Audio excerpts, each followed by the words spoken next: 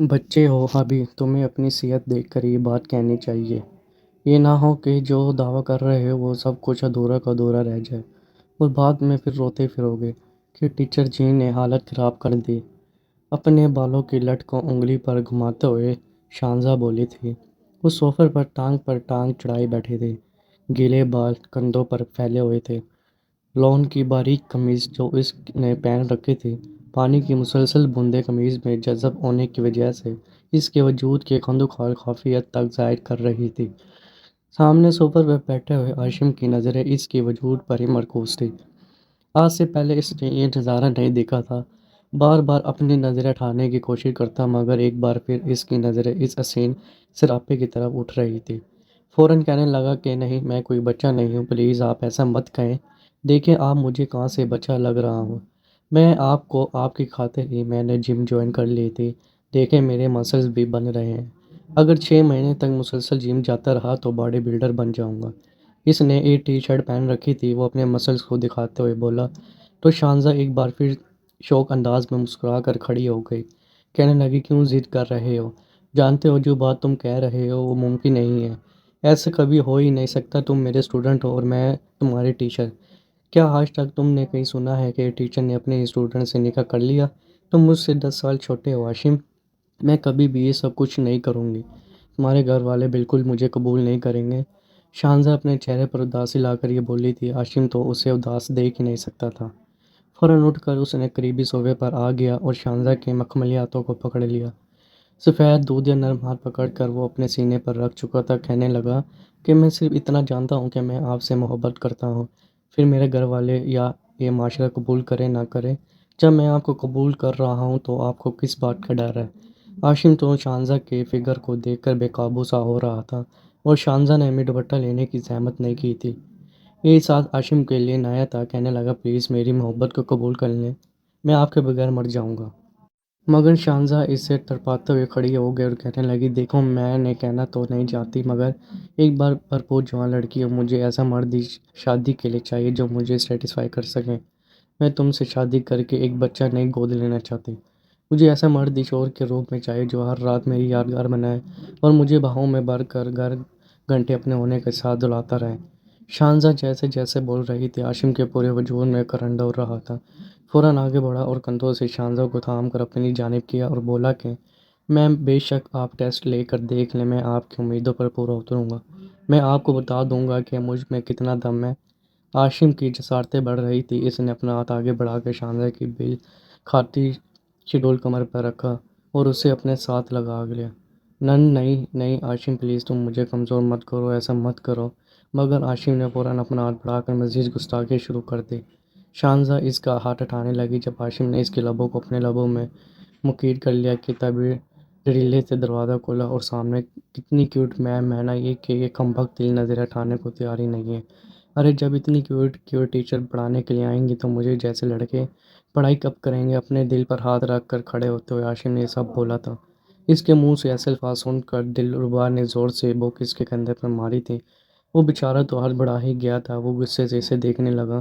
سامنے مس شانزہ class room میں آ چکی تھی اور سارے اسٹوڈنٹ انہیں السلام علیکم کہنے کے بعد بیٹھ چکے تھے اور وہ غور کے اسے دیکھ کر کہنے لگا تمہیں کیا تکلیف ہو رہی ہے؟ کیا بات ہے؟ تم کیوں تڑپ رہی ہو؟ کس لیے مارا ہے مجھے؟ دلربا کی بچی، تمہارا دل نکال کر میں نے بوٹی بوٹی کر کے اوپر لیموں نچوڑ کر کھا جانا ہے۔ بچوں میرے ہاتھوں سے بلا وجہ میری اماں بنتی پھرتی ہو، وہ اسے دبے دبے لفظوں میں ڈانٹ کر بولا تھا، جبکہ دلربا تو کلرس کر رہ گئی تھی۔ کہنے لگی شرم کرو، تمہاری شکایت مجھے گھر جا کر تائی جان کو لگانی پڑے گی۔ تمہیں اتنا نہیں پتہ کہ ٹیچرز ہمارے روحانی ماں باپ ہوتے ہیں اور تمہیں پتہ نہیں ہوتا کیا جا رہا ہے، تم تو عجیب ہی لوفروں والی باتیں کرنے لگ گئے ہو۔ مس شانزہ سامنے کھڑی تھی، دوپٹہ ایک جانب کندھے پر ڈال رکھا تھا۔ ایک تو وہ کچھ زیادہ ہی صحت مند تھی، اوپر سے مس شانزہ نے جو کپڑے پہن رکھے تھے وہ کافی چست تھے جس سے ان کے وجود کے خند و خال کافی واضح ہو رہے تھے۔ کلاس روم کے جتنے بھی لڑکے تھے سب کی نظریں تو مس شانزہ پر ہی مرکوز ہو چکی تھی۔ ہر کوئی انہیں دیکھ کر ایک دوسرے کے کان پر خسر پسر کر رہا تھا۔ لڑکیاں بھی شرمائی نظریں جھکا چکی تھیں۔ وہ ایک ایک اسٹوڈنٹ کو اٹھا کر اس کا تعارف کہہ رہی تھی۔ جب باری ہاشم کی آئی تو وہ فوراً سے کھڑا ہوا اور بس دیدے پھاڑے مس شانزہ کو دیکھ کے جا رہا تھا۔ اسے اپنی جانی یوں دیکھتا دیکھ کر وہ مسکرائی۔ شانزہ کا لب اور لہجہ بھی تھوڑا شوق ہی تھا۔ کہنے لگی کیا ہو گیا، ایسے کیوں دیکھ رہے ہو؟ کیا آج سے پہلے ایسے خوبصورت ٹیچر نہیں دیکھی؟ عاشم بھی مسکرا کر بولا، فوراً آگے بڑھا اور اپنی شرٹ کی جیب سے ایک پھول جو کہ موتیوں کا تھا نکال کر مس شانزہ کی خدمت میں پیش کیا۔ کہنے لگا کہ ارے مس، جب آپ جیسی اتنی کیوٹ مس پڑھانے کے لیے آئیں گی تو ہوش کہاں ٹھیک رہتے ہیں۔ میں تو سوچ رہا ہوں کہ آپ کس قدر خوبصورت ہیں، اور وہ بھی بایولوجی کی ٹیچر بن کر آپ آئی ہیں، ہمارے تو وارے نیارے ہو گئے ہیں۔ وہ انتہائی لوفرانہ انداز میں شانزہ سے بات کر رہا تھا۔ دلربا تو جل بھون کر رہ چکی تھی۔ نہ جانے کیوں اسے یہ بالکل بھی اچھا نہیں لگتا تھا کہ اس کا تائیں ذات کزن کسی بھی لڑکی یا ٹیچر سے فری ہو۔ حیرت تو اسے شانزے پر ہو رہی تھی۔ آج سے پہلے عاشم جس بھی ٹیچر سے ہنسی مذاق کرنے کی کوشش کی تھی تو وہ اسے کھڑی کھڑی سنا دیتی، جس کے بعد وہ بھی بے حد رہ جاتا، مگر وہ اس قدر فری ہو کر شانزے سے بات کر رہا تھا اور وہ بھی مسکرا کر اس کی بات کا جواب دے رہی تھی۔ شانزہ کی عمر بھی کچھ زیادہ نہ تھی، یہی کوئی 27-28 سال تھی اور عاشم 19 سال کا تھا۔ خیر، وہ آپس اپنی سیٹ پر بیٹھ چکا تھا۔ دلربا اور وہ دونوں بچپن سے ہی ایک ساتھ اسکول میں پڑھتے آئے تھے، دونوں رہتے بھی ایک گھر میں تھے، اوپر نیچے دونوں کے والدین کا پوشن تھا، اس لیے ان کو اپنے بچوں کی کچھ خاص فکر بھی نہ تھی، کیونکہ جانتے کہ عاشم اور دلربا جہاں بھی ہوں گے ایک ساتھ ہی ہوں گے۔ عاشم دلربا کو کچھ ہونے نہیں دے گا اور دلربا اسے کسی طرف بھٹکنے نہیں دے گی۔ جیسے جیسے جوانی کی دہلیز پر دونوں نے قدم رکھا تھا تو عاشم کا اٹھنا بیٹھنا پہلے اسکول اور پھر کالج کے کچھ اوباش لوفر لڑکوں کے ساتھ ہو چکا تھا۔ شروع میں وہ پڑھائی میں کافی اچھا ہوتا، پوزیشن بھی لیتا تھا۔ کبھی دلربا کی فرسٹ پوزیشن آئی تھی اور کبھی عاشم کی۔ دونوں ہی ایک دوسرے سے چیلنج کیا کرتے تھے۔ جب عاشم کی فرسٹ پوزیشن آ جاتی تو دلربا تو روک رو کا برا حال ہوتا تھا کہ میں ایک نمبر سے اس سے پیچھے کیوں رہ گئی۔ یوں ہی چھوٹی موٹی نوک جھوک کے ساتھ دونوں آگے بڑھ رہے تھے، مگر جب سے عاشم نے لوفر لڑکوں کے ساتھ اٹھنا بیٹھنا شروع کیا تھا، اور خاص اس وقت جب اس نے جوانی کی دہلیز پر بھی قدم رکھ دیا تھا، تو اس کی حرکتیں بھی تھوڑی عجیب سی ہوتی جا رہی تھی۔ دونوں جب صبح کالج کے لیے نکلتے تو راستے پہ کوئی بےسین لڑکی نظر آتی تو فوراً بائک کی سپیڈ آہستہ کر دیتا۔ دلربا سے کہتا، اوئے چپکلی دیکھو کتنی کیوٹ لڑکیاں ہیں، نا قسم تم ہی بلا وجہ وقت میرے پیچھے چپک کر بیٹھی رہتی ہو، تم اپنے بابا سے کہہ کر اپنے لیے کوئی وین کیوں نہیں لگوا لیتی؟ میں اگر اکیلا ہوں تو ایسے نازک جان حسینوں کے لیے بھی دے دوں، وہ میرے ساتھ بیٹھ کر جائیں، میری کمر پر ہاتھ رکھیں، مجھے اپنے ساتھ بیچنے اور میں جان بوجھ کے موٹر سائیکل کو بریک لگاؤں اور وہ میرے ساتھ آ کر لگیں۔ آئے ہائے ہائے، میرے تو دل کے تار چڑھ کر رہ جائے۔ دلربا کو شروع میں تو اس کی ان باتوں سے غصہ آتا تھا، دل ہی دل میں وہ اس سے منہ بھر کر بیٹھی تھی، مگر ابھی تک ان جذبات کو اس نے نام نہیں دیا۔ تو جب بھی وہ کسی لڑکی کا ذکر کرتا تو وہ اسے طاہر جان کا نام لے کر ڈرا دیتی، اس سے منع کرتی کہ تم شرم کرو، کسی روز یہ ساری لڑکیاں تمہیں مل کر اتنا پیٹیں گی نا کہ تم اپنا چہرہ بھی پہچاننے کے لائق نہیں رہو گے۔ کالج میں بھی وہ دونوں ایک ساتھ ہی بیٹھے تھے، سیکنڈ ایئر کے اسٹوڈنٹ تھے اور دونوں ہی پری میڈیکل پڑھ رہے تھے۔ اس سے پہلے بایولوجی کی کلاس ایک سر لیا کرتے تھے، مگر کچھ وجوہات کی وجہ سے انہیں کالج چھوڑ کر جانا پڑا۔ اور یہ نئی آنے والی ٹیچر مس شانزے تھی، جو پہلے ہی حسن کی شاہکار تھی اور اوپر سے پڑھانے بھی بایولوجی آئی تھی۔ وہ اس انداز میں مسکرا کر سمجھاتی کہ سمجھ تو اچھے سے اچھا آ رہا تھا، مگر کلاس کی سبھی لڑکیوں کو ٹیچر کے پہننے ہوڑے سے اعتراض تھا۔ اوپر سے پرنسپل نے بھی پتہ نہیں مس شانزے میں کیا دیکھ کے انہیں رکھ لیا تھا، شاید ان کا یہ فکر ہی تھا جو وہ ایک ایک کو دکھاتی پھرتی تھی۔ دلربا تو بلا وجہ ہی مس شانزے سے چڑ سی ہونے لگی تھی۔ اگلے روز جب وہ کلاس میں آئی تو آج جو چیپٹر مس شانزن نے پڑھانا تھا وہ ریپروڈکٹیو سسٹم پر تھا، جس میں ڈھکے چھپے الفاظ میں اسے لڑکے اور لڑکی کے بیچ کے ہونے والے تعلقات اور پھر بچہ کیسے پیدا ہوتا ہے اس بارے میں تمام تر معلومات لکھی گئی تھی۔ جیسے ہی مس شانزن نے چیپٹر کھولا تو ان کے چہرے پر تھوڑی بہت بے چینی سی بڑھ رہی تھی۔ مسکرا کر انتہائی پروفیشنل انداز میں اپنے بالوں کو پیچھے جھٹک کر مس شانزن کہنے لگی کہ یہ چیپٹر میں آپ کو فی الحال سپ کروا رہی ہوں، اگلے ویک تک سر کہہ رہے ہیں کہ میل بایولوجی ٹیچر آنے والے ہیں، اس لیے میل ٹیچر میل اسٹوڈنٹ کو پڑھا دیں گے اور تب میں یہ چیپٹر بھی میل اسٹوڈنٹ کو پڑھا دوں گی۔ باقی سب تو خاموش ہو چکے تھے اور کلاس میں بیٹھی لڑکیوں کو بھی یہی بہتر لگا تھا، لیکن تبھی فوراً عاشم اٹھ کر کھڑا ہو کہنے لگا، یہ کیا بات ہوئی ٹیچر؟ اس سے پہلے تو ایسا کبھی نہیں ہوا کہ کسی بھی ٹیچر نے ہمیں چیپٹر اسکپ کروا دیا ہو، آپ یہ چیپٹر کیوں نہیں پڑھا رہی ہیں؟ ایسا کیا ہے اس چیپٹر میں؟ شانزے نے جب عاشم کی یہ بات سنی تو ماتھے پر بل ڈال کر اسے دیکھنے لگی، کہنے لگی، جتنا کہا ہے اتنا کریں۔ ٹیچر کے چہرے کے بدلتے ہوئے رنگ دیکھ کر ہاشم چپ سا ہو گیا تھا، اور اس کے سامنے والے ڈیسک پر بیٹھے ہوئے 3 لڑکے جو اسی کے دوست تھے وہ بھی ساتھ لقمہ دیتے ہوئے کہنے لگے کہ ٹیچر، اس میں ایسا کیا ہے جو آپ ہمیں نہیں پڑھا سکتی، اور ہمیں میل ٹیچر ہی پڑھائیں گے؟ ٹیچر تو ٹیچر ہوتے ہیں، اگر کوئی ایسی ویسی بات اس چیپٹر میں تھا تو کتاب میں لکھا ہی کیوں؟ ہمیں تو بس آپ سے ہی پڑھنا ہے، کسی اور ٹیچر کی ہمیں سمجھ نہیں آتی۔ آپ جتنا اچھا سمجھاتی ہیں ہمیں لگتا ہے کہ آپ کو یہ ہمیں سمجھانا چاہیے، کسی اور کا سمجھایا ہوا ہمیں بالکل بھی سمجھ نہیں آئے گا۔ پلے ٹیچر وہ بار بار شانزہ کو کہنے لگے تو شانزہ بھی تھوڑا ہڑبڑا سی گئی تھی۔ لڑکیوں کے تو چہرے سرخ ہو چکے تھے، اب اتنی بھی وہ بچیاں نہیں رہی تھی کہ کچھ سمجھ نہ پاتی، مگر پھر بھی میں شانزہ نے کہا کہ کیپ کوائٹ، مجھے کوئی شور نہیں چاہیے، میں پڑھا دیتی ہوں آپ لوگ کو یہ چیپٹر۔ جو شریف لڑکے تھے ان کے تو چہرے شرم سے جھک گئے، مگر باقی کے لڑکوں کی تو آنکھوں میں چمک ابھر رہی تھی۔ شانزہ نے بڑے ہی دھکے چپے الفاظ میں اس چیپٹر کو پڑھانا شروع کیا تھا، اور شکر کا سانس تو وہاں پر بیٹھی لڑکیوں نے اس وقت لیا جب بیل بچی بریک ہو چکی تھی اور شانزہ فوراً کلاس سے باہر جا چکی تھی۔ جیسے جیسے شانزہ بول رہی تھی ہاشم کے جذبات تو عجیب ہی بڑک رہے تھے۔ دلربا اسے دیکھ کر غور کر کہنے لگی چلو آج ہم نے جلدی گھر جانا تھا، ویسے بھی اس کے بعد اردو اور سوشل اسٹڈیز کی ہی کلاس ہیں، وہ پہلے سے ہی آتا ہے۔ آج ماما نے کہا تھا کہ ہم سب شام کو گھومنے پھرنے جائیں گے، چلو گھر چلتے ہیں۔ دلربا فوراً سے اپنی بکس میٹتے ہوئے کہنے لگے، مگر کچھ یاد آنے پر ہاشم کہنے لگے کیا تم چلی جاؤ، میں تمہیں ٹیکسی کروا دیتا ہوں، فی الحال میرے آنے کا موڈ نہیں ہے، مجھے پڑھنا ہے، تمہیں تو پڑھائی کی فکر نہیں ہے لیکن مجھے تو ہے۔ دلربا کے ماتھے پر برف پڑے تھے، وہ اس بات کو کاٹ کر وہاں سے باہر جا چکا تھا۔ وہ دلربا سر پکڑ کر رہ گئی، وہ اس سے چھوڑ کر اکیلی جانا تو نہیں چاہتی تھی، اس لیے چھٹی تک اس نے انتظار کیا تھا، مگر چھٹی کے بعد وہ ہاشم کی بائک کے پاس کھڑی تھی اور ہاشم 10 منٹ اوپر ہو جانے کے باوجود ابھی تک نہیں آیا تھا۔ ہاشم کے من میں عجیب سی بے چینی بڑھنے لگی تھی۔ اپنے لوفر دوستوں کے ساتھ رہتے ہوئے وہ بہت آگے تک جا چکا تھا، یہاں تک کہ میاں بیوی کے پرسنل معاملات بھی وہ ان کے ساتھ شیئر کرتا رہتا، جس کے بعد اس کی بے چینی بڑھتی جا رہی تھی۔ اسے سب سے زیادہ اٹریکشن محسوس مس شانزہ جیسی عورتوں میں ہوئی تھی جو عمر میں اس سے بڑی تھی، اور ذہن میں بس یہ نقش بنا لیا تھا کہ بس کسی طرح شانزہ اس کی ہو جائے۔ اسی وقتی طور پر شانزہ سے اٹریکشن محسوس ہو رہی تھی جیسے وہ محبت کا نام دے چکا تھا۔ وہ چلتا ہوا اسٹاف روم کی طرف آیا جہاں پر شانزہ بیٹھی شاید دوسری کلاس کے اسٹوڈنٹ کے ٹیسٹ چیک کر رہی تھی۔ اسٹاف روم کے پاس کھڑے ہو کر اس نے گلے کو ننکارا، باقی ٹیچرز وہاں سے جا چکے تھے اور شانزہ ہی وہاں پر ابھی اکیلی بیٹھی تھی۔ شانزہ نے اسے دیکھا تو چہرے پر خوشگوار حیرت پھیلی تھی، وہ کہنے لگی کہ ہاں ہاشم بتاؤ کیا بات ہے؟ وہ مصروف سے انداز میں کہہ کر دوبارہ پیپر چیک کرنے لگی۔ ہاشم اندر آیا، اس کے ہاتھ میں بک تھی، کہنے لگا کہ ٹیچر مجھے یہ ٹاپک سمجھ نہیں آ رہا، پتہ نہیں آپ کو اچھا لگے یا برا، مگر آج آپ نے بالکل بھی اچھا نہیں سمجھایا، کیا آپ مجھے یہ سمجھا سکتی ہیں؟ شانزہ نے ایک نظر اسے دیکھا، دل میں اس کی بھی ایک شرارت سی آئی تھی، لگا تو ہاشم اس سے بھی اچھا تھا۔ بجائے اپنے سامنے کرسی خالی کرنے کے جس صوفے پر وہ بیٹھی ہوئی تھی، اپنے ساتھ جگہ خالی کرتے ہوئے کہنے لگی کہ ہاں آؤ بیٹا بتاؤ کیا بات ہے۔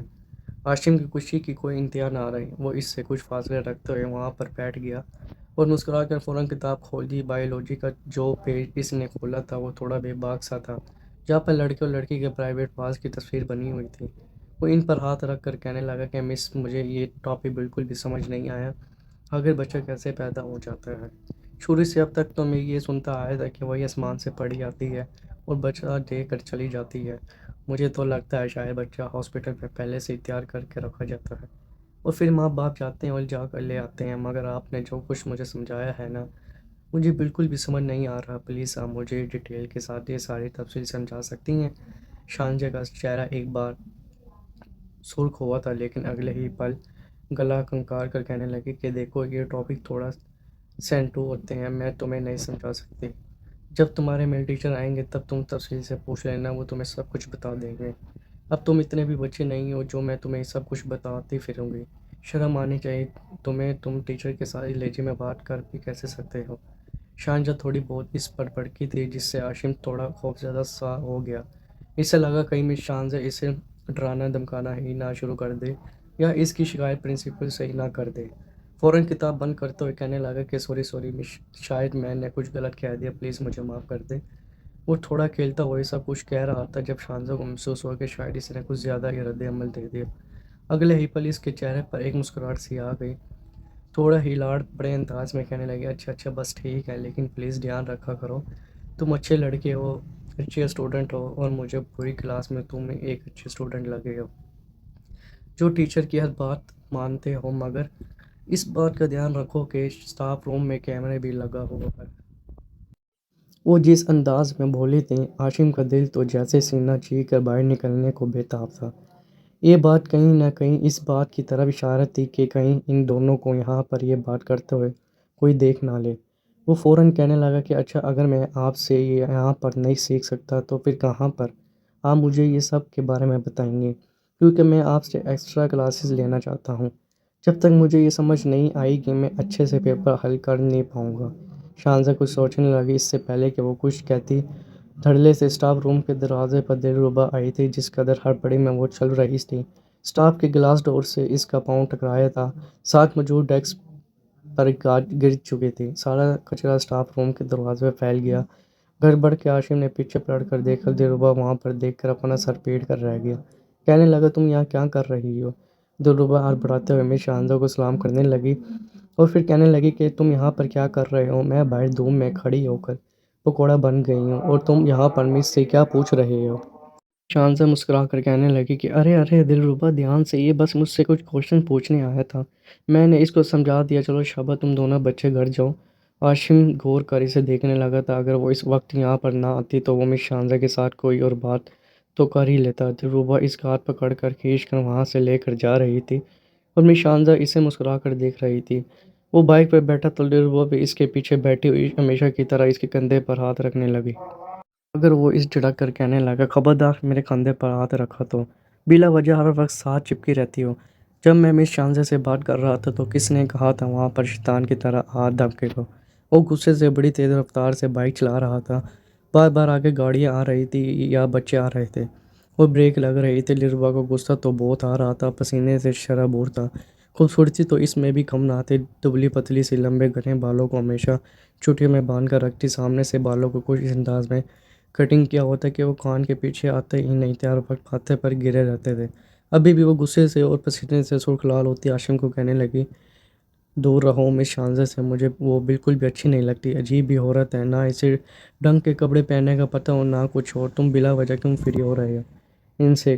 قسم سے آج میں تائی کو تمہاری شکایت لگا دوں گی. تائی جان کو بھی بتاؤں گی کہ تم بلا وجہ ٹیچر کے ساتھ فری ہوتے ہو اور عجیب و غریب سوالات کرتے ہو. ایک بار پھر یہ دھمکی سن کر بیچ راستے میں عاشم بائک روک چکا تھا. کہنے لگا, اچھا میری شکایت لگاؤ گی؟ اتنی ہمت ہو گئی ہے تمہاری؟ میں تو تمہیں لے کر آنا جانا ہی نہیں چاہتا تھا. بلا وجہ میرے سر پر کسی ڈین کی طرح تم نازیں کرتی گئی ہو. تمہارا اپنا بھی تو بھائی ہے, اس کے ساتھ کیوں نہیں آتی جاتی؟ میں نے تمہارا ٹھیکہ لے رکھا ہے یہاں پر. کیا میں ساری زندگی تمہیں اپنے ساتھ لاتا رہوں گا؟ بلا وجہ میری زندگی میں انٹرفیئر کرنا چھوڑو, دور رہو, ورنہ مجھ سے برا کوئی نہیں ہوگا. وہ غصے سے اسے ڈانٹ رہا تھا. دلربا کی آنکھوں میں آنسو آنے لگے تھے. اس سے زیادہ تذلیل اس نے آج سے پہلے نہیں سہی تھی. پورے گھر بھر کی لاڈلی تھی وہ. اس کا تایا رفعت صاحب کا ایک اکلوتا بیٹا تھا جس کا نام عاشم رفاقت خانزادہ تھا. خانزادہ خاندان سے ہونے کی وجہ سے سبھی بے حد خوبصورت, فیض و رنگت اور دلکش چہرے اور نقوش کے حامل تھے. رفاقت صاحب کے چھوٹے بھائی جمیل صاحب کا ایک بیٹا اور ایک بیٹی تھی. بڑا بیٹا ان کی فیکٹری کے کام میں ان کی مدد کیا کرتا تھا. صبح صبح جلدی فیکٹری جانا ہوتا اور پھر دلربا کا کالج فیکٹری کی دوسری سمٹ پڑتا تھا. اس لیے شروع سے ہی چونکہ دلربا اور عاشم ایک ساتھ ہی آتے جاتے تھے, اس لیے انہوں نے اسے الگ سے بھیجنے کا کبھی سوچا ہی نہیں تھا. عاشم خود سے کہنے لگا, آئندہ میری لائف میں انٹرفیئر کرنے کی ضرورت نہیں ہے. تمہیں نہیں لے کر جا رہا میں. تمہیں اپنے ساتھ بہت شوق ہے نا گھر والوں کو بتانے کا. آنا جانا اب خود ہی چلو کر. وہ اسے وہیں بیچ راستے پر چھوڑ کر بڑی تیزی سے بائک وہاں سے بھگا لے کر جا چکا تھا. راستے میں صرف دھول اڑ رہی تھی. دلربا کھانسنے لگی, آس پاس دیکھنے لگی. نہ بندہ تھا نہ بندے کے ساتھ. آج تک وہ اکیلی گھر نہیں گئی تھی. وہ عاشم کو پیچھے سے آوازیں دینے لگی کہ عاشم, اچھا سوری, میں کچھ نہیں کہتی. اب واپس آ جاؤ. مجھے کہاں چھوڑ کر جا رہے ہو؟ میں اکیلی کیسے آؤں گی؟ دیکھو میں تمہاری امی ابو اور اپنے پاپا کو بتاؤں گی کہ تم مجھے اکیلے چھوڑ کر چلے گئے. لیکن وہ تو نظروں سے اوجھل ہو چکا تھا. دلربا کا لہجہ بھی رنڈ گیا تھا. اس کی آنکھوں سے سچ مچ آنسو نکلنے لگے تھے. سڑک کے کنارے کھڑے ہو کر وہ اپنے چہرے پر ہاتھ رکھ کے پھوٹ پھوٹ کر رونے لگی تھی. آس پاس سے گزرتی گاڑیاں اسے دیکھ رہی تھی مگر کسی نے روک کر پوچھنے کی کوشش نہیں کی تھی. تیز تیز قدم با قدم उठाती हुई बैग को पकड़ते वो घर की तरफ बढ़ रही थी। आज जब आशिम घर आए तो पहले घर में दोनों की माँओं ने पुलाव, रायता और कबाब बना रखे हुए थे। आशिम गुस्से के घर में दाखिल हुआ, बैग एक जानिब लाउंज के सोफे पर इसने फटका था। अपने कमरे की तरफ जाने लगा तो इसकी वालदा शाहिना बेगम कहने लगी कि अरे अरे क्या हुआ है, किसी से लड़कर आए हो क्या? और ये दिलरुबा कहाँ है? दिलरुबा को कहाँ छोड़ आए हो? अभी भी दिलरुबा का नाम सुनकर वो अंदर तक चिढ़ चुका था। कहने लगा, मर गई दिलरुबा, बाढ़ में गई दिलरुबा, जाके खुद देख लें कहाँ है दिलरुबा। मेरे सामने अब कोई भी इसका नाम नहीं लेगा। सीढ़ी से उतरती हुई दिलरुबा की वालिदा मैमूना बेगम ने जब इसके मुंह से अपनी बेटी के लिए ये अल्फाज सुने तो वो तेज़ी से नीचे उतर कर आई थी। कहने लगी, क्या हुआ बेटा, गुस्से में क्यों हूँ? क्या तुम लोगों की फिर से लड़ाई हो गई है? शाइना बेगम भी इसकी तरफ बढ़ी थी, जो दरवाजे धड़ल्ले से बंद करके अंदर बंद हो चुका था। दोनों ही घबरा चुकी थी, बार बार इससे पूछ रही थी कि कहाँ छोड़ कर आए हो बच्ची को, क्या कॉलेज में है वो? मैमूना बेगम फ़ौरन अपने शोहर को कॉल करने लगे, मगर तब तक आपटे आपटे गर्मी से निढाल हुई सी दिलरुबा घर में दाखिल हुई थी। इसकी हालत देख के मैमूना बेगम तो घबरा ही गई थी। वो फूट फूट कर रोती अपनी माँ के सीने से लग गई और कहने लगी कि आशिम के बच्चे ने मुझे रास्ते में उतार दिया। मैं अब कॉलेज इसके साथ नहीं जाऊँगी। ये बहुत बुरा हो गया है जब से इस लोफर लड़कों के साथ उठना बैठना शुरू किया है। ये बिल्कुल भी पहले जैसा नहीं रहा। मैं इसे समझाती रहती हूँ, कहती रहती हूँ, मगर आज जब ये टीचर के साथ अजीब से सवाल कर रहा था तो मैंने इसको मना किया तो ये मुझे छोड़ कर आ गया और रोते हुए अपनी टाई और अम्मी को बता रही थी। शाइना बेगम तो गुस्से से फिर गई, थोड़ी शर्मिंदा भी हो रही थी। दोनों की तो जान बसी थी। दिलरुबा में मैमूना बेगम इसे ऊपर कमरे में ले गई। फ्रेश होने के बाद जब आई तो इसके लिए खाना कमरे में ही रखा था। रोते रोते ही वो सो चुकी थी। शाम को जब रफ़ाकत और जमील साहब घर आए तो शाइना बेगम ने फ़ौरन इसे इसकी शिकायत लगाई थी, जिसे सुनकर वो इसे अच्छा खासा डांट चुके थे। दिलरुबा के बड़े भाई शहीर ने जब ये सुना तो वो भी मत्थे पर बल डाल चुका था। कहने लगा कि अगर तुम्हें दिलरुबा इतनी भारी लग रही थी तो पहले ही बता देते, बिला वजह मेरी बहन पर रोड पर अकेला छोड़ने की क्या ज़रूरत थी? आइंदा के बाद मैं इसे खुद ही कॉलेज से ले आया करूँगा। तुम्हें कोई ज़रूरत नहीं है ये एहसान जितलाने की। एक अजीब सी उलझन दोनों ख़ानदानों के बीच आ चुकी थी। महमूना बेगम, जमील साहब और शेर ऊपर जा चुके थे, जबकि रफ़ाकत साहब का तो बस नहीं चल रहा था कि वो इस लड़के का मुंह तोड़ डाले। बजाय सबकी बातों को समझने के आशिम पसीज बगड़ चुका था। दिल भर से तो इससे चिढ़ सी होने लगी थी। अगली सुबह जब उठा तो खुद ही तैयार हो गया। बाइक पर बैठ कर कॉलेज पहुंचा तो वहीं दूसरी जानिब शहीद भी दिलरुबा को लेकर कॉलेज की तरफ जा रहा था। दिलरुबा के दिल में अजीब सी बेचैनी सी आ रही थी। वो अपना ताल्लुक आशिम के साथ ख़राब नहीं करना चाहती थी। इसे इसकी इस लापरवाही से दिली दुख हुआ था। इसने तो कभी भी नहीं सोचा था कि हाशिम इसके साथ इस कदर लापरवाही भी बरत सकता है। वो चुपचाप जब कॉलेज में आई तो इसकी सीट पर आज हाशिम ने एक लड़के को बैठा रखा था और दूसरी जानिब लड़कियों के साथ बैठी गई। आज जो भी टीचर क्लास में आ रही थी इन दोनों कज़न को अलग देखकर बात ज़रूर कर रही थी, मगर दोनों के पास ही कोई जवाब नहीं था। मिस शान से जब कमरे में आई तो दिलरुबा और हाशिम को अलग देखकर जाने क्यों इसके चेहरे पर एक मुस्कुराहट सी फैल चुकी थी। एक बार फिर आशिम सबकी नज़रों से बचाता बचाता हुआ जल्दी दिलरुबा को भी मुकम्मल नज़रअंदाज करता मिस शानजो को बड़े गौर से देख रहा था। इसकी आंखों में जो चमक थी, जो सहर थी, दिलरुबा को वो अंदर तक झुलस रहा था। वो तो ये चाहती थी कि हाशिम को सिर्फ वही नज़र आए, इसके अलावा हाशिम किसी लड़की की तरफ आंख उठा कर भी ना देखे। ब्रेक के बाद जब सब स्टूडेंट कैंटीन की तरफ भागे थे तो हाशिम एक बार फिर बुक लेकर मिस शानजा के पास जा चुका था। कहने लगा कि मिस आप कल कुछ कह रही थी। शानजा कहने लगे, हाँ कहा तो मैंने बहुत कुछ रही थी, मगर शायद तुम्हारी वो कज़न उसे पसंद नहीं है कि मैं तुमसे बात करूं या तुम मुझसे कुछ सीखो। आओ, हाशिम कहने लगा कि आप इसकी फ़िक्र मत करें मिस, इसकी तो मैंने ऐसी क्लास ली है कि वो दोबारा मेरा नाम भी नहीं लेगी। मैं आपके साथ इस कॉलेज से हट कर भी बात करना चाहता हूँ, आप मुझे बहुत अच्छी लगती हैं। ये सुनकर शानजा मुस्कुराई थी और अगले ही लम्हे उसने बेधड़क होकर अपना नंबर हाशिम को दे दिया था। इस रोज़ जब हाशिम घर गया तो घर जाते ही बहाना बना गया कि मेरा टेस्ट है। कमरे में जाने के बाद इसने व्हाट्सएप पर शानजा को मैसेज किया था। शानजा ऑनलाइन ही थी, दोनों के बीच लंबी बातें चलने लगी। शानजा इसी शहर में एक फ़्लैट में रहती थी। कहने लगी कि मेरे बाकी घर वाले गाँव में रहते हैं और मैं यहाँ शहर में ज़िंदगी गुजार रही हूँ। इस कॉलेज में मेरी जॉब लग गई, सैलरी भी अच्छी है, इसलिए मुझे किसी तरह की कोई परेशानी नहीं है। हाँ, मेरा कोई दोस्त नहीं है, इसलिए मुझे थोड़ी बुरी ज़रूर महसूस होती है। हाशिम मुस्कुरा कर कहने लगा कि अरे टीचर जी, मेरे होते हुए आप बोर हो कैसे सकती हैं? मैं आपको बिल्कुल भी बोर नहीं होने दूंगा। वैसे आप अपना एड्रेस तो बताएं। शानजा इनकार करने लगी, कहने लगी कि बिल्कुल नहीं भाई, मैं तुम्हें एड्रेस कैसे बता दूं? तुम तो मेरे घर ही पहुंच जाओगे, मुझे तंग करने लगोगे। تو وہ کہنے لگا کہ ارے مس میں ایسا کیوں کروں گا، شریف گھر کا لڑکا ہوں، ویسے بھی اگر کسی طرح کی کوئی مدد چاہیے ہوئی تو آپ مجھے بتا دینا، میں کر دوں گا۔ میں اسی شہر میں تقریباً سب کو ہی جانتا ہوں۔ کالج میں تو دونوں بس ٹیچر اسٹوڈنٹ حد تک ہی تھا، مگر دھیرے دھیرے ان کا رشتہ کافی آگے بڑھتا جا رہا تھا۔ ایک شام شانزہ کی برتھ ڈے تھی جب وہ کہنے لگا کہ اپنا ایڈریس بتائیں، میں آپ کو سرپرائز دینا چاہتا ہوں۔ شانزہ مسکرا کر اسے اپنا ایڈریس بتا چکی تھی، چاہتی تو وہ بھی یہی تھی۔ عاشم اسے جس قدر معصوم سمجھ رہا تھا، شانزہ ویسے بالکل بھی نہیں تھی۔ دلربا کو تو جیسے وہ دودھ میں سے مکھی کی طرح نکال چکی تھی، اس وقت اس کے اعصاب پر بھی صرف شانزہ ہی سوار تھی۔ اس روز جب وہ کالج سے واپس گھر جانے لگا تو فریش ہونے کے بعد اس نے سیدھا شانزہ سے ملنے ہی جانا تھا۔ اس کے پاس پاکٹ منی تھی، وہ ان پیسوں سے اس کے لیے ایک گفٹ پھول لینا چاہتا تھا۔ اپنے باپ کے پیسوں سے اس نے دو ہاتھ بھی کر رکھے تھے۔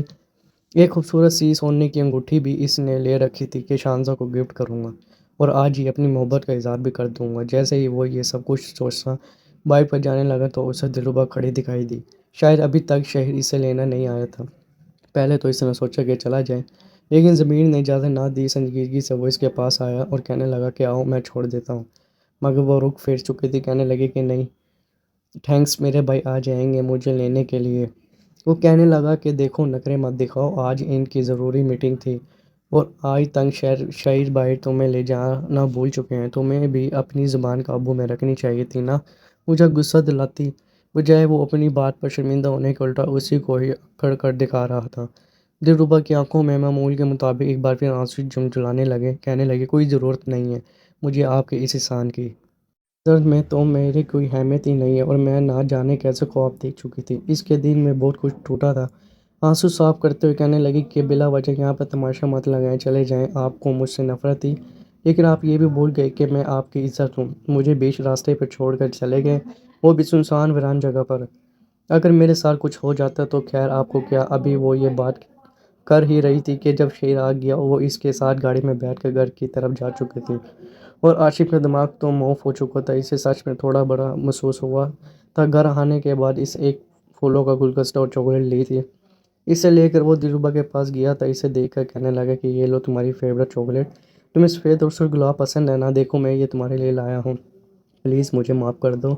میں وعدہ کرتا ہوں کہ آئندہ غصے میں تمہیں کچھ نہیں کہوں گا، بس تم بار بار میرے راستے میں مت آنا پلیز، مجھے اچھا نہیں لگتا کہ کوئی مجھ پر روک ٹوک کرے۔ وہ اس کے سامنے کان پکڑ کر کھڑا تھی تو وہ بھی اس کی بچپن کی ہی دوست۔ جب اس نے اتنے پیار سے اور لاڈ سے اسے کہا تو دلربا ہنس کر مسکرا چکی تھی۔ اس سے چاکلیٹ اور گلدستہ لینے کے بعد چاکلیٹ کھول کر کھانے لگے۔ دونوں ہی کھٹی میٹھی باتیں کرتے چاکلیٹ کھا رہے تھے۔ کبھی عاشم اس سے چاکلیٹ چھین کر خود بائٹ لے رہا تھا اور کبھی وہ۔ جب میمونہ اور شائنہ نے یہ منظر دیکھا تو دونوں گہری سانس خارج کر کے رہ گئے۔ یہ بات دلربا بھی جانتی تھی۔ جب اس کی عمر صرف 14 سال تھی، ایک روز وہ باہر دلان میں بستر پر ماں کی گود میں سر رکھ کے سو رہی تھی جب شائنہ اور میمونہ اس کے پاس ہی بیٹھی تھیں۔ انہوں نے سمجھا کہ شاید بچی سو رہی ہے۔ باتوں ہی باتوں میں میمونہ بیگم سے شائنہ بیگم کہہ چکی تھی کہ بچے بچپن سے ایک ساتھ بڑے ہو رہے ہیں، ان دونوں کی آپس میں بنتی بھی بہت ہے۔ شائنہ بیگم کہنے لگی ہاں میں بھی یہی چاہتی ہوں کہ بس میری یہ بچی دلربا اسی گھر میں رہے، میں اسے اپنے عاشم کی بیوی بناؤں گی۔ دونوں جیسے ہی جوانی کی دہلیز پر قدم رکھیں گے ان کی شادی کروا دیں گے۔ وہ دونوں خواتین آنے والے وقت کا سوچ کر اس طرح کی باتیں کر رہی تھی اور دلربا یوں تھی کہ اس کا سانس حلق میں اٹک چکا تھا۔ اس کے لیے جذبات نئے تھے کیونکہ ابھی اس نے لڑکپن سے جوانی میں قدم رکھا تھا۔ دھیرے دھیرے خود ہی اس کے دل میں عاشم کے لیے محبت آ چکی تھی، مگر عاشم ان سب سے بالکل انجان تھا۔ دونوں کی عمر میں اس وقت ایک جتنی ہی تھی، 19-20 سال کے وہ دونوں ہی ہو چکے تھے۔ بچوں کے بیچ ایسی ہنسی مذاق دیکھ کر شائنہ بیگم کہنے لگی کہ آج رفاقت صاحب گھر آتے ہیں تو میں ان سے بات کرتی ہوں، کتنا وقت ہو گیا گھر میں کوئی فنکشن نہیں ہوا، ان دونوں بچوں کی منگنی کر دیتے ہیں اور پھر جیسے ان کی پڑھائی میں مکمل ہو گئی تو ان کی دھوم دھام سے شادی کر دیں گے۔ یہاں ابھی یہ باتیں چل رہی تھی اور وہاں دوسری جانب عاشم مہنگے گفٹس لے کر شانزہ کی فلیٹ میں پہنچ چکا تھا۔ جیسے اس نے دروازہ کھولا تو سامنے کا منظر اس کے لیے خوفناک تھا، کیونکہ سامنے ابھی بھی نہا کر شانزہ واش روم سے نکلی تھی، بالوں کو ٹاول میں لپیٹ کر رکھا تھا، دوپٹہ لینے کی بھی زحمت نہیں کی تھی۔ یوں اس کا بھرپور فگر دیکھ کر عاشم تو ہوش ہی اڑا چکے تھے۔ وہ فوراً نظریں چڑھانے لگا۔ یہ منظر اس کے لیے نیا تھا، آج سے پہلے اس نے اس انداز میں شانزہ کو دیکھا ہی نہیں تھا۔ ڈر سے اس نے دوپٹہ اٹھا کر اپنے کندھوں پر ڈال لیا، کہنے لگی کہ ارے عاشم، وٹ سرپرائز، مجھے تو یقین ہی نہیں تھا کہ تم آؤ گے۔ وہ مسکرا کر اس کا ہاتھ پکڑ چکی تھی اور وہ بھی سرپرائز کہہ کر ہیپی برتھ ڈے کہتا اسے وش کرنے لگا۔ سب سے پہلے تو ان دونوں نے کیک کاٹا تھا اور پھر اس نے جب سونے کی انگوٹھی اسے دی تو شانزہ حیران رہ چکی تھی۔ کہنے لگی کہ عاشق یہ کافی مہنگی ہے، تمہارے پاس اتنے پیسے کہاں سے آئے؟ کہیں تم یہ اپنے والد کے لاکر سے تو چوری کر کے نہیں لے آئے؟ مگر عاشم کہنے لگا، ارے ارے آپ کے لیے چوری کی چیز تھوڑی لاؤں گا، میں تو یہ خود خرید کر لایا ہوں آپ کے لیے اپنی پاکٹ منی سے۔ شانزہ مسکرا چکی تھی، کہنے لگی یہ بہت زیادہ خوبصورت ہے۔ وہ خود انگوٹھی پہننے لگی مگر عاشم اس کا ہاتھ پکڑ چکا تھا۔ خود گھٹنے کے بل بیٹھ کر اس نے وہ انگوٹھی شانزہ کے مخملی نرم ہاتھوں میں پہنا دی اور پھر کہنے لگے، شانزہ کیا آپ مجھ سے شادی کریں گے؟ شانزہ کو تو شاید پہلے سے یہ سب کچھ پتہ تھا، اس کے باوجود وہ مصنوعی حیرت سے چلا کر کہنے لگی کہ عاشم تم ہوش میں تو ہو؟ یہ سب کچھ کیا کہہ رہے ہو؟ تم میرے اسٹوڈنٹ ہو، میں تمہیں صرف ایک اسٹوڈنٹ کی نظر سے اور ایک دوست کی نظر سے دیکھ رہی ہوں۔ ہم دونوں بھلے اس رشتے میں کیسے بن سکتے ہیں؟ تم تو عمر مجھ سے بہت چھوٹے ہو، میں تو تم سے 8-10 سال بڑی ہوں گی۔ مگر عاشم بازی تھا، کہنے لگا کہ آپ مجھے یہ بتائیں، آپ مجھے پسند کرتی ہیں یا نہیں؟ میں تو آپ کے لیے کچھ بھی کرنے کو تیار ہوں۔ شانزہ کہنے لگی، ہاں یہ بات سچ ہے کہ میں تمہیں پسند کرتی ہوں، تم مجھے بہت اچھے لگتے ہو، مگر جس رشتے کو قبول کرنے کا تم کہہ رہے ہو اس کے لیے نہ تمہارے گھر والے مانیں گے اور نہ ہی یہ معاشرہ ہمیں قبول کرے گا۔ فوراً عاشم کے خون کے جوش مارا تھا، کہنے لگا کہ آپ زمانے اور میرے گھر والوں کو چھوڑیں، آج تک میرے گھر والے میری کسی بات کو ٹال نہیں سکے۔ میں آپ سے محبت کرتا ہوں اور آپ سے ہی شادی کروں گا، سنا آپ نے؟ بس آپ اب تیاری پکڑیں، بہت جلدی رشتہ لے کر میں آپ کی طرف آؤں گا اور پھر ہم شادی کریں گے۔ شانزہ مسکرا رہی تھی، وہ اس کا ہاتھ پکڑ کر اس کے قریب آیا تھا اور اپنا ہاتھ اس کی کمر پر رکھ چکا تھا۔ شانزہ چاہتے ہوئے کہنے لگی کہ عاشم پلیز ایسا مت کرو، مجھے کچھ ہو رہا ہے۔ عاشم بھی مسکرا رہا تھا، وہ تو گستاخی کرنے کے در پہ تھا مگر شانزہ اس سے دور رکھتے ہوئے تھی۔ رات کے 11 بج چکے تھے، وہ دونوں بھی تک یوں ہی بیٹھے تھے، وہ مووی دیکھ رہے تھے۔ ٹی وی پر ایک رومانٹک سین چل رہا تھا جیسے شانزہ اور عاصم دونوں ہی پلکیں جھکائے بغیر دیکھ رہے تھے۔ دھیرے دھیرے ایک بار پھر جذبات بھڑک رہے تھے کہ تبھی فون پر رفاقت صاحب کی کال آئی۔ کہنے لگے کہ کہاں ہو تم؟ گھر میں اتنا اہم موقع ہے اور تم ابھی تک دوستوں میں آوارہ گردی کر رہے ہو، گھڑی نہیں دیکھی کیا تم نے؟ عاشم کو تو شانزہ کی سنگت میں کچھ یاد ہی نہیں رہا، گھڑی پر وقت دیکھا تو 11 بجنے والے تھے۔ فوراً ہم بڑھا کر اٹھا، شانزہ کو کہنے لگا کہ میں آپ سے بعد میں بات کروں گا، ابھی گھر جا کے میں گھر والوں سے اپنی اور آپ کی شادی کی بات کرنے والا ہوں۔ اس سے یہ کہہ کر وہ شانزہ سے ملنے کے بعد وہاں سے بھاگ چکا تھا۔ شانزہ تو ہنس کر رہ گئی تھی۔ جیسے ہی وہ گھر پہنچا تو گھر میں تو جیسے ایک میلہ سا لگا ہوا تھا۔ آج اس کے آج اس کے چاچا لوگ بھی اس پوزیشن میں آئے بیٹھے تھے، کھانے کا انتظام کیا جا رہا تھا۔ دلربا خوبصورت سی شیفون کی میکسی پہنے سر پر دوپٹہ لیے شرمائی شرمائی سی تھی۔ وہ اپنے والد اور چاچا کے ساتھ جا کر بیٹھ گیا۔ کھانے سے فارغ ہونے کے بعد سب ایک ساتھ بیٹھے اور رشتے کی بات چلا دی گئی۔ فقط صاحب مسکرا کر کہنے لگے، بیٹا ہم نے تمہارا رشتہ بہت سال پہلے سوچ لیا تھا کہ دلربا سے طے ہوگا اور اب ہم چاہتے ہیں کہ بات تو پہلے سے ہی پکی ہے، تو کیوں نہ 2 دن بعد جمعے کے روز شام کو منگنی کا فنکشن رکھ لیں، تھوڑا اللہ گلا ہو جائے گا، پھر رشتہ دار عزیز وقار بھی آ کر مل لیں گے۔ جیسے ہی عاشم نے سنا تو اس کے تو چہرے کے تاثرات ہی بدل گئے تھے، جو کسی سے بھی ڈھکے چھپے نہ رہ سکے۔ وہ فوراً اپنے نیز سے اٹھ کر کھڑا ہوا کہنے لگا، یہ کیا کہہ رہے ہیں آپ لوگ؟ میں تو دلربا کے لیے کبھی بھی ایسا نہیں سوچ سکتا، یہ تو صرف میری کزن ہے، میں تو اس سے پسند ہی نہیں کرتا، میں تو کسی اور کو پسند کرتا ہوں۔ وہ ایک دم سے یہ سب کچھ بول چکا تھا اور سب کو تو جیسے سانپ سونگھ گیا۔ ہر کوئی اسے ہی دیکھ رہا تھا۔ دلربا تو لگا جیسے پوری دنیا کی ذلت اس کے منہ پر مل دی گئی ہو۔ وہ سر جھکا چکی تھی۔ دلربا تو روتے ہوئے وہاں سے اٹھ کر اپنے پوزیشن میں چلی گئی تھی۔ رفاقت صاحب کہنے لگے، کیا بکواس کر رہے ہو؟ شرم آنی چاہیے تمہیں، تمہارا رشتہ دلربا سے طے ہو چکا ہے۔ مگر وہ تو اس قدر باغی ہو چکا تھا کہ چلا کر کہنے لگا، مجھ سے پوچھا آپ نے کسی کی مرضی سے؟ آپ نے سب کچھ کیا ہے جب مجھے یہ پسند ہی نہیں، میں اس سے شادی کیوں کروں؟ میں شانزہ کو پسند کرتا ہوں، اس سے شادی کروں گا۔ ایک دم سے بات بگڑ رہی تھی۔ رفاقت صاحب تو اسے تھپڑ مارنے کے لیے آگے بڑھے تھے جب جمیل صاحب نے روک دیا۔ یہ بچے ان کے لیے سانجے تھے، کہنے لگے، ارے رفاقت بھائی، بچے پر ہاتھ مت اٹھائیں، جوان خون ہے، بلا وجہ کوئی کلر قدم نہ اٹھا لے۔ آپ ٹھنڈے دماغ سے اس سے بات کریں، ہمارے گھر کی بات، اگر یہ دلربا کو پسند نہیں کرتا تو کوئی بات نہیں، میری بیٹی اتنی گئی گزری نہیں ہے کہ اس کے انکار سے میری بچی پر کسی طرح کا کوئی فرق آئے گا۔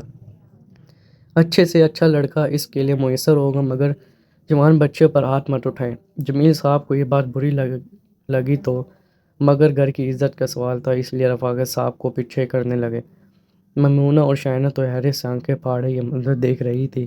جب وہ بتانے لگا کہ مجھے اپنے کالج کی ٹیچر پسند آ گئی ہے اور میں ان سے شادی کرنا چاہتا ہوں۔ جب عمر کا فرق پوچھا گیا تو وہ اس سے 8-10 سال بڑی تھی۔ وہ اپنے موبائل سے اس کی تصویر بھی دکھانے لگا۔ جیسے دیکھنے کے بعد تم شائنہ بیگم کا پارا ہائی ہو چکا تھا۔ بیٹے کو بالوں سے پکڑ کر 2 تھپڑ منہ پر مار کر کہنے لگی، یہ پسند یہ تمہیں بے شرم انسان، تمہاری ماں کی عمر کی ہے یہ۔ چلو تمہاری عمر کی ہوتی تو بات الگ تھی، میں تمہیں اس کے ساتھ بیاہ دوں، ہوش میں تو ہو تم، پورے خاندان میں ہم پر تو ہوگی۔ کیا یہ تمہاری عمر کی لڑکیاں نہیں رہی تھی جو اس عورت سے تمہاری شادی کروا دیں؟ یہ سب کچھ سن کر تو عاشم غصے میں آ چکا تھا۔ خبردار آپ نے شانزے کے بارے میں کچھ کہا تو میں اس سے محبت کرتا ہوں، اسی سے شادی کروں گا۔ رفاقت صاحب نے تو یہاں تک کہہ دیا کہ اگر تم نے دوبارہ اس لڑکی کا نام لیا تو میں تمہیں اپنی جائیداد سے آگ کر دوں گا۔ نکال دو اس لڑکی کا خیال اپنے دماغ سے۔ تم اس سے شادی نہیں کرو گے، مگر اپنے سارے گھر والوں سے رشتہ ختم کر کے وہ وہاں سے نکل آئے تاکہ میں آپ سب کو تو چھوڑ سکتا ہوں مگر شانزوں کو نہیں۔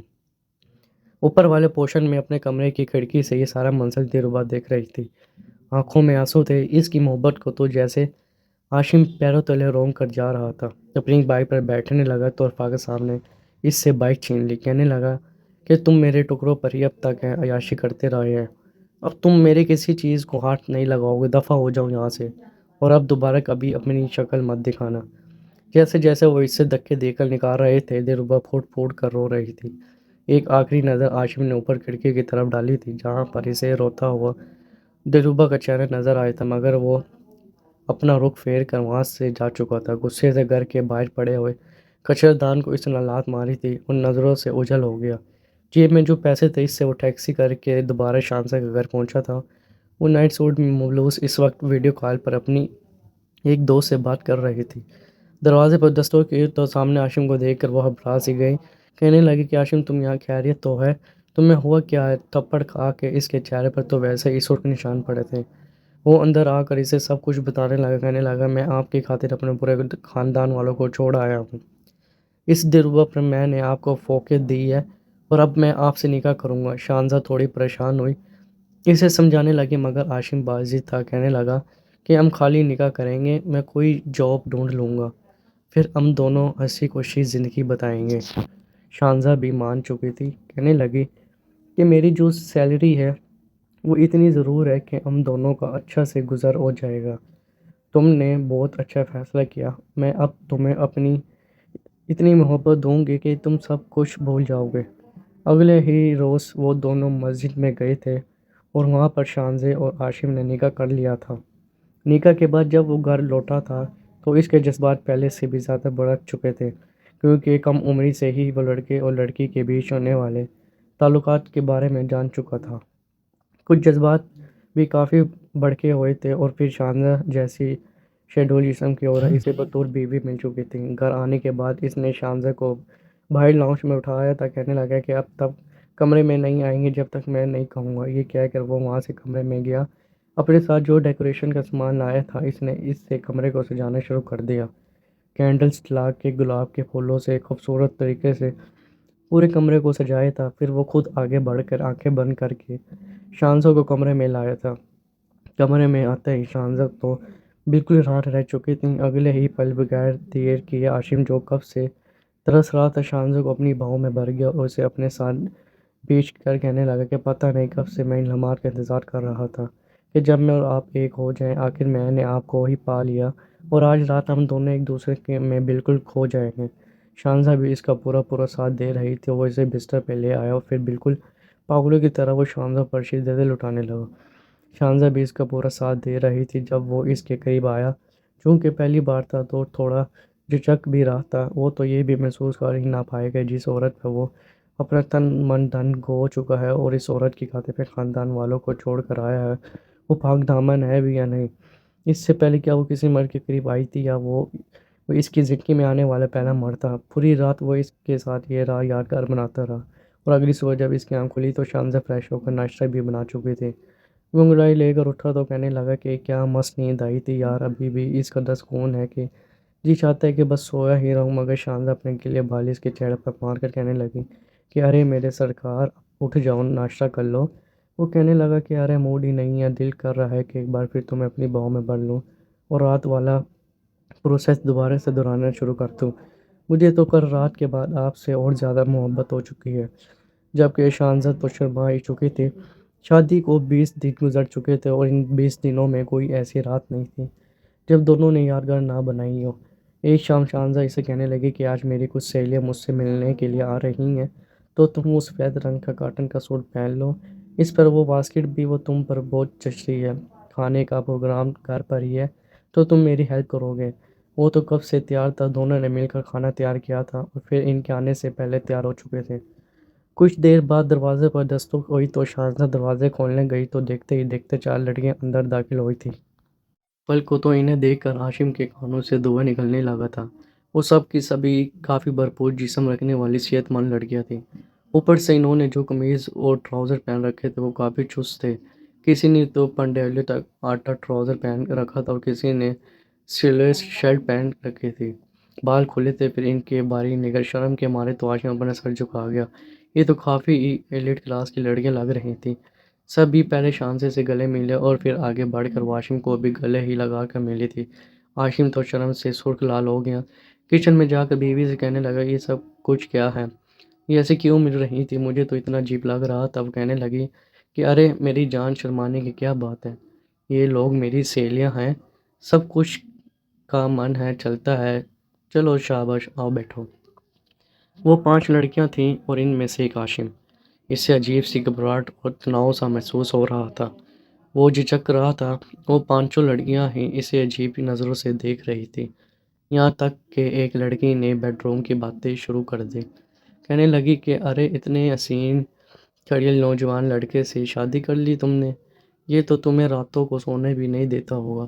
شرم سے ہاشم کا چہرہ سرخ لال ہوگا، مگر تبھی ہنس کر بجائے اسے روکنے کے الٹا شانزہ کہنے لگی کہ ہاں یار، اتنا ہی پسند آ رہا ہے تو تم رکھ لو اسے ایک رات کے لیے۔ تبھی باقی کے 3 4 کہنے لگے ارے ارے، صرف اکیلی یہ کیوں، ہم بھی تو ہیں، دیکھو آج سے پہلے ہم نے سب کچھ شیئر کیا ہے، مل کر انجوائے کیا، تو اب بھلا یہ اکیلی کیوں اس کے ساتھ وقت گزارے گی، ہمیں بھی تو موقع ملنا چاہیے۔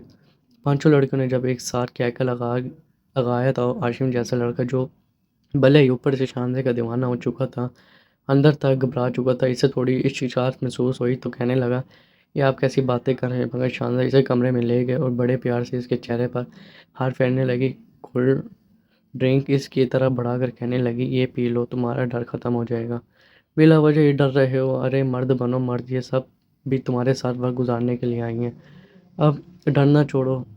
کولڈ ڈرنک وہ اسے پلا رہی تھی، اس میں حرام مشروب ملا ہوا تھا، جسے پینے کے بعد ہاشم کو بھی عجیب سی بے چینی محسوس ہونے لگی۔ وہ بیڈ پر موجود تھا اور وہ 4 لڑکیوں کا گانا چلا کر بے باک حرکتیں کر رہی تھی۔ وہ سب اس کے ساتھ ناچ رہی تھی اور وہ بھی ان میں گل مل چکا تھا۔ اس کے بعد وہ بے ہوش ہو کر بیڈ پر گرا۔ ساری رات اس کے ساتھ کیا ہوتا رہا اسے کچھ بھی یاد نہ رہا۔ اگلی صبح دوپہر 2 بجے اس کی آنکھ کھلی تو اس کی حالت ایسی تھی جیسے وجود میں جان ہی باقی نہ رہی ہو۔ بے حد کمزوری محسوس کر رہا تھا، اٹھ کر بیٹھا، شانزہ کو آواز دی، کہنے لگا کہ شانزہ کہاں ہو یار، پانی لا کر دو، میرا سر دکھ رہا ہے، میرا پورا بدن دکھ رہا ہے، کیا میں سیڑھیوں سے گر گیا ہوں؟ شانزہ کمرے میں آئی تو مسکرا کر اسے لیمو پانی دینے لگی، کہنے لگی کہ ارے کچھ نہیں ہوا، بس رات کو تم نے انجوائے کیا ہے نا، اس لیے تمہاری یہ حالت ہو گئی ہے۔ لیمو پانی پینے کے بعد اس نے دوائی لی تھی، طبیعت کچھ بہتر ہوئی تو کہنے لگا کہ کل رات کیا ہوا تھا میرے ساتھ، مجھے اتنی کمزوری کیوں محسوس ہو رہی ہے؟ مسکرا کر شانزہ اسے سب کچھ حرف بہ حرف بتانے لگی تھی کہ کس طرح وہ نہ صرف شانزہ کے ساتھ بلکہ اس کی سہیلیوں کے ساتھ بھی اچھا خاصا وقت گزار چکا ہے۔ ہاشم کے تو ہوش اڑ چکے تھے، کہنے لگا کہ کیا یہ بکواس کر رہی ہو، دماغ ہے ٹھیک ہے تمہارا، شوہر ہوں میں تمہارا، تم ایسا کیسے کر سکتی ہو، شرم نہیں آتی تم لوگوں کو؟ شانزہ ہنس کر کہنے لگی میں کون سا پہلی بار یہ سب کچھ کر رہی ہوں، تم سے تو پہلی میں 2 بار شادی کر چکی ہوں، میں اور میری سہیلیاں ایسے ہی کرتی ہیں، ہمارے لیے تو یہ ایک عام سی بات ہے، اگر کوئی ایسے ہی اچھا مرغا مل جائے تو ٹھیک، ورنہ نکاح کر کے ہم سب مل کر انجوائے کرتی ہیں۔ یہ سب سن کر ہاشم کو لگا جیسے پوری دنیا اس پر ہنس رہی ہو۔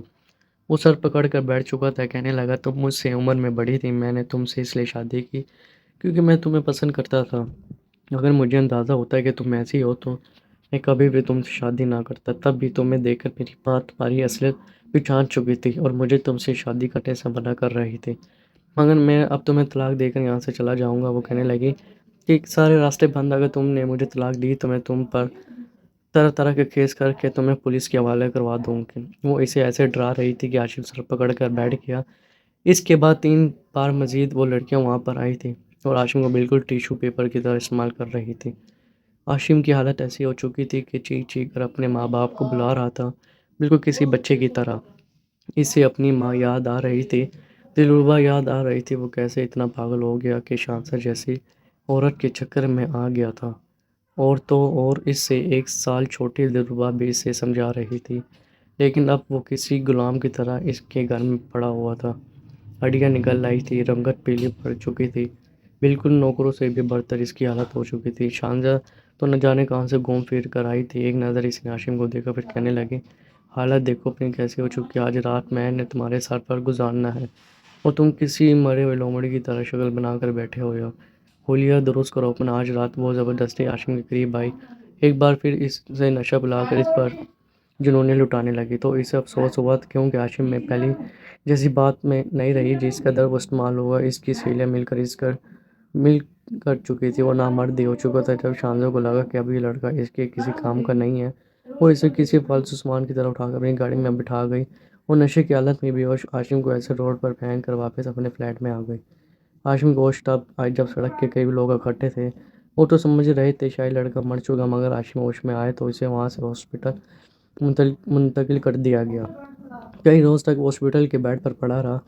पुलिस भी इसके पास आई थी। इसने रोते ही इन्हें सब बता दिया था। वो अपने माँ बाप का भी नाम बताने लगा जैसे इसकी हालत हो चुकी थी। रफ़ाकत साहब को जब पुलिस ने बताया तो वो अपने बेटे के बारे में सुनकर फ़ौरन हॉस्पिटल भागे थे। इस सारे वाक़ये को गुज़रे हुए 8 महीने गुज़र चुके थे। हाशिम 8 महीने पहले घर से गया था। जब इन्होंने 8 माह बाद अपनी बच्ची की हालत देखी तो जमील, रफ़ाकत, नमूना और शाइना चारों ही रोने लगे थे, जबकि शहीद गुस्से से घूर घूर कर इसे देख रहा था। इन्हें तो लगा कि शायद इनका बच्चा अगवा हो गया था या इसका एक्सीडेंट हुआ, मगर वो रोते हुए अपने माँ बाप के गले लग गया। वो माफ़ी मांगने लगा। वो इस घर तो ले आए थे। फ़िलहाल वो ज़हनी तौर पर जिसकी आफत में था, कुछ भी बताने की पोजीशन में ना था। जब जमील साहब और रफ़ाकत साहब ने इससे पूछा तो रोते हुए इसने बताया था कि इस औरत ने किस तरह इसका इस्तेमाल किया। रफ़ाकत साहब का तो बस नहीं चल रहा था। फ़ौरन पुलिस में FIR दर्ज करवाई कि इस लड़की को पकड़ा जाए जिसने इनके बच्चे की ज़िंदगी बर्बाद कर दी। डॉक्टर ने तो साफ कह दिया था कि अब हाशिम मुकम्मल तौर पर बाप बनने की लायक हो चुका है, ये नामर्द हो चुका है। हाशिम को बिल्कुल भी अंदाज़ा नहीं था कि अपने माँ बाप की नाफरमानी और दिलबोझ मासूम लड़की का दिल तोड़ने की सज़ा इसे इस अंदाज में मिल सकती है। कई हफ्तों तक वो कमरे में ही बंद रहा। धीरे धीरे इसकी तबीयत बेहतर हुई तो वो कमरे से बाहर आया। हर कोई इसके पास आया था, मगर दिलरुबा नहीं आई थी। एक शाम में इसके अंदर बेचैनी बढ़ने लगी तो कहने लगा कि माँ, दिलरुबा कहाँ है? मैं इससे मिलना चाहता हूँ। वो एक बार फिर मुझे देखने के लिए नहीं आई। वो मुझसे नाराज़ हो गई, मैंने इसकी इतनी इंसल्ट जो की थी। मगर शाइना बेगम गहरी सांस खड़ी करके कहने लगी कि बेटा, दिलरुबा की शादी हो चुकी है इसकी खाला के बेटे के साथ। तुम्हारे जाने के बाद इसने कुछ कुछ ही करने की कोशिश की थी, चीख चीख कर तुम्हारा नाम पुकारती रही, मगर तुम नहीं थे। इसने भी अपने आप को कमरे में बंद कर लिया था।